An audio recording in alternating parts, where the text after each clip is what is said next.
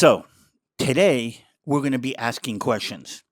I'm not sure I have all the answers, but the questions are really, really important because these are questions that are connected to this very unique stage in what's been happening that we're in, where a lot of things are about to happen and we're not sure exactly what. So I'd like to talk about the questions. I'd like to talk about what they mean and how they're going to be playing out. There's going to be questions. Well, one of the questions is Israel's response to the Iranian attack that took place almost 2 weeks ago. The question about what is Iran's reaction going to be to Israel's response? Changes in Gaza, changes in the world, how do you say, evaluating Israel, and changes in the United States. All of these are questions we're going to be connecting to. But here's an important question that I want you to have in your mind as we go through this. And that is, where do you want to be on the weekend after the elections? Okay. And here's a quick answer that I can answer actually here. You want to be with me or watching me and a couple of other speakers, quite a few other speakers, either celebrating or crying together at a conference that's going to be the weekend after the election, the End of the World Conference. It's going to be physically taking place in Temecula in California, but you can join us online and kind of connect to me and other speakers about what is going to happen after the American election. So stay with me until the end, and let's start off with the questions. We've got some major questions to ask. And the first question that we need to talk about is, what is Israel's response going to be to the Iranian attack on Israel from 2 weeks ago? 181 cruise missiles, ballistic missiles. And again, we're not forgetting the attack in April, and we're not forgetting that Iran is mixing it up in everything that is happening in the Middle East. And the main question that everybody is asking is, what is Israel going to hit? And there are a couple of opportunities or a couple of options. Let's see if we can go over them kind of quickly. Israel can hit Iran's nuclear facilities. Now, let's make this clear, okay? Iran has been trying to put together a nuclear capability. It hasn't gotten there, but there's been a Cold War between Israel and Iran to not allow Iran to do that. The United States have been part of that with different agreements, but basically, Israel could decide and has the ability, we think, to hit Iran's nuclear facilities and maybe, if not to completely destroy, to set back Iran's nuclear capabilities quite a way. So that's one option. Another option are Iran's oil facilities. Iran gets most of its income from exporting oil, among others, to China. There's a couple of very concentrated oil facilities that Israel could hit, including a very important strategic island in the Persian Gulf that actually handles something like 80% of Iran's oil exports. And if we take that out, we completely cripple the economic situation and other options, other economic assets that Iran has. Israel could decide to hit military facilities, meaning military bases, military facilities that create or make the very capable drones that Iran is using both against Israel and through its proxies in different places, or even in Russia. Iran is selling drones to Russia. So drone facilities, drone factories and other factories, that might be an option that Israel decides to use. A third one, which is very important, especially after Iran actually, according to what we understand now, gave the go to the Hezbollah to fire a drone at Benjamin Netanyahu's house in Caesarea. Now, the drone hit the house, but nobody was hurt. But here's the thing.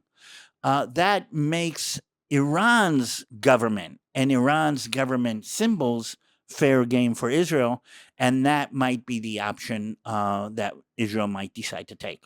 So the question is, which of these, together or separated, Israel is going to decide to attack.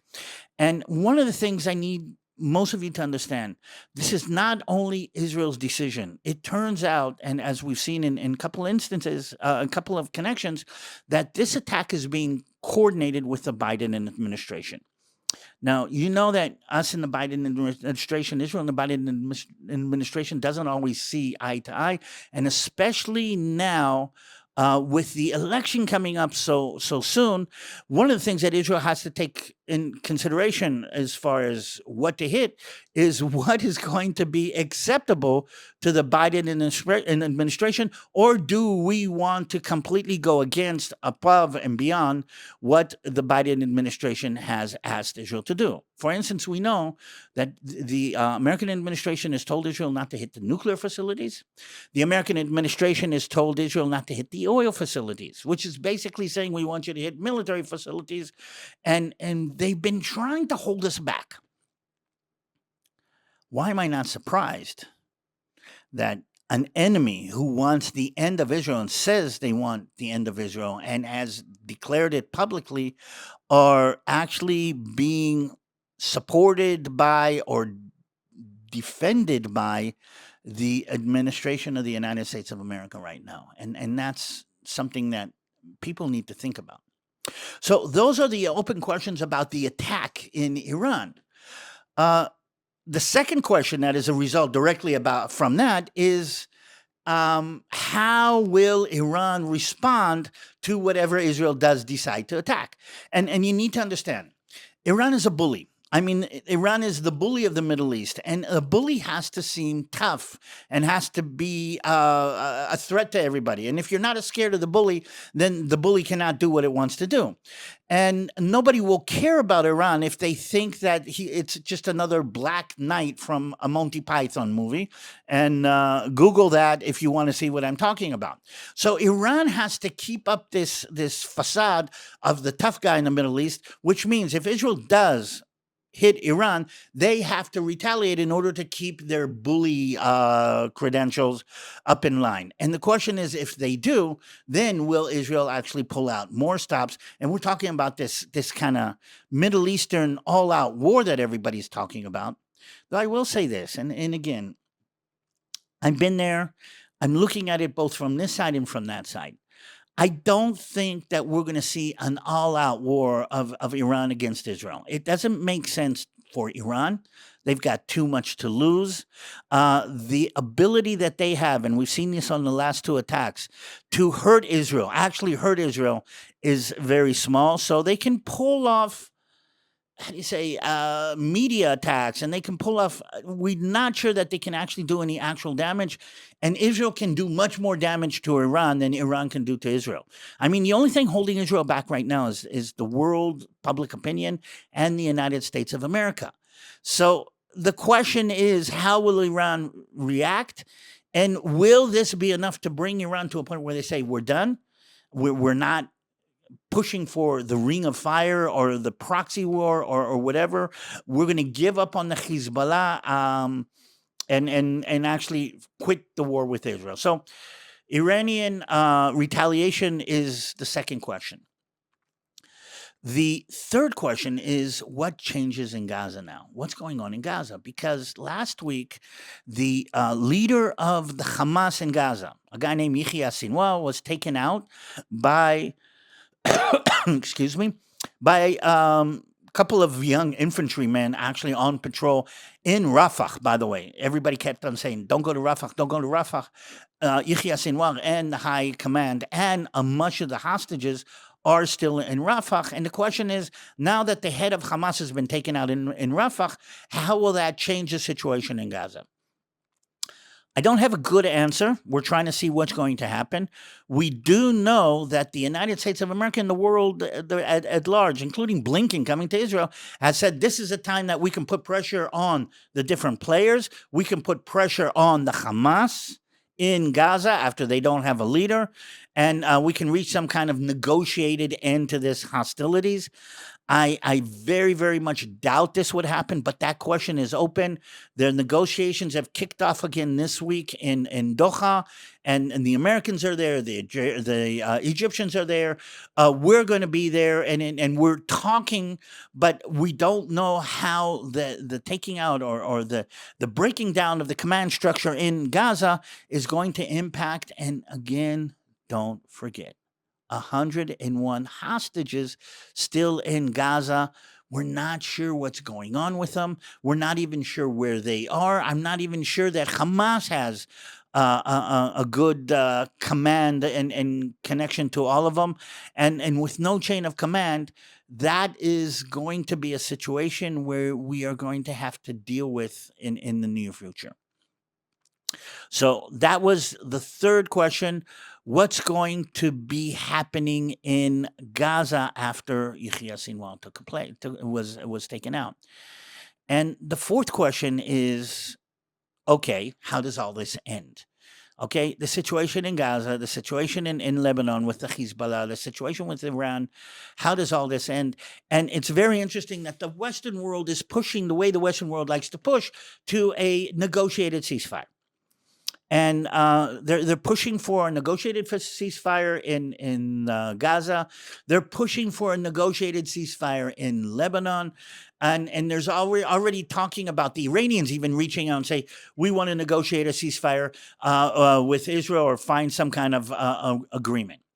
And here's what I'm saying, Benjamin Netanyahu is saying, and the rest of those Israelis are saying. And again, don't get mixed up. Benjamin Netanyahu does represent us. And we're saying this. Why are you pushing for a ceasefire now when there were ceasefires in Gaza? There was a ceasefire in Lebanon. We did not have any issue with the Iranians. They started this attack. Why now, when we are on the offensive and we are actually smacking into the Hezbollah in Lebanon? By the way, they're doing an amazing job both on the ground in southern Lebanon and taking out Hezbollah assets in Beirut. Why now everybody's pushing for a ceasefire? Why now everybody's saying, stop the war, stop the war? They didn't say that when Hezbollah was firing at us. Now, when we're on the offensive, everybody is saying stop the war. And the world is not going to allow Israel to win.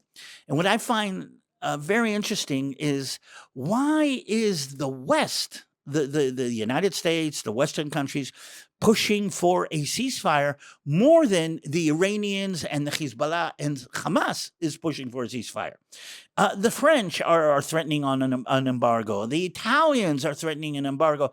The whole Western world is pushing Israel to a ceasefire, saying, we want to turn down the fire. And nobody was saying turn down the fire when we were being attacked. So the question is, why is the West holding Israel back? And what are the reasons for all of that? And I'm going to say internal reasons in Europe. They have a large population, a large Muslim population that is putting pressure on the governments. And that's something that we need to connect to. But I think there's more to it than that. And I think we have to look on this with the understanding of something a little bit more complex. Israel is a representative of the West in the Middle East. And as such, we're being held up to Western standards. There is a discrimination built into that by definition, meaning you're not expecting Iran to be held up to the standards. You're not expecting the terrorist organizations of Hezbollah and Hamas to hold up to the standards, because we're realizing that they're terrorist organizations. We don't expect them to be rational and reasonable. But you're expecting Israel to be rational and reasonable. You're looking at Israel with a microscope and a telescope at the same time, making sure that Israel doesn't do anything that is somehow unacceptable. We're fighting this war with Western civilization values tied behind our backs. And what I'm trying to say is that in itself is discrimination against the Arabs.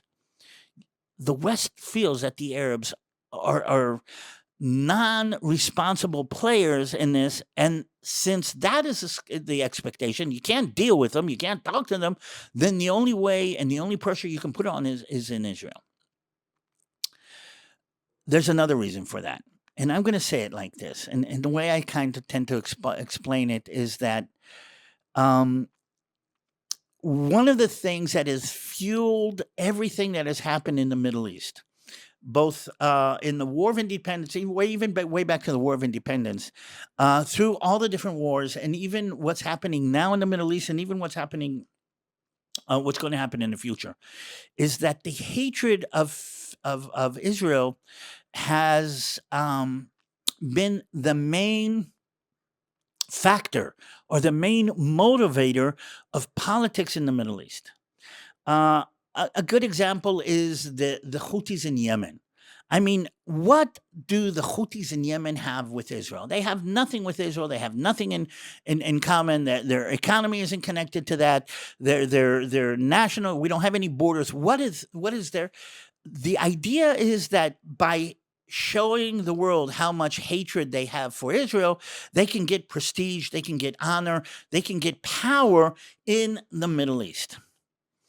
And I'm going to say this, the hatred of Israel, and I'm going to go even a little bit deeper, the hatred of the Jews has been a deciding factor in a lot of the political movements that have gone through the world.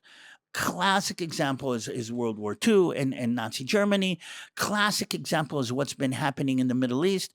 And classic examples, even Osama bin Laden, who has nothing to do with Israel, was using the hatred of the Jews as a justification that is connected to why he needs to attack the West. The hatred of the Jews is the fifth question I need to talk about. Why is there so much hatred of the Jews? And I don't have a really good answer to that one right now, but I want to ask this question, put it on the table. Let's say the problem in the Middle East is solved. Let's say the problem all over the world is solved. Let's say the Jews disappear tomorrow from the world. What is going to replace the hatred of Israel and the hatred of the Jews and the hatred of everything connected to this in the world?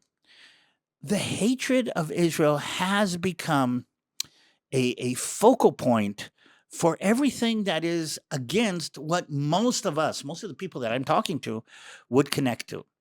And the Arab world has been using its hatred of Jews and Jews in Israel as a focal point to bring the Arabs together. It's like there's a bank of hatred, and wherever you can connect to that, you will have the support of the world. You will have this hatred. Look at what's happening what's bringing all the Arabs out on the streets of London and the streets of Madrid and even in the streets. What's unifying the woke, how do you say, the woke weirdos in the colleges in the United States?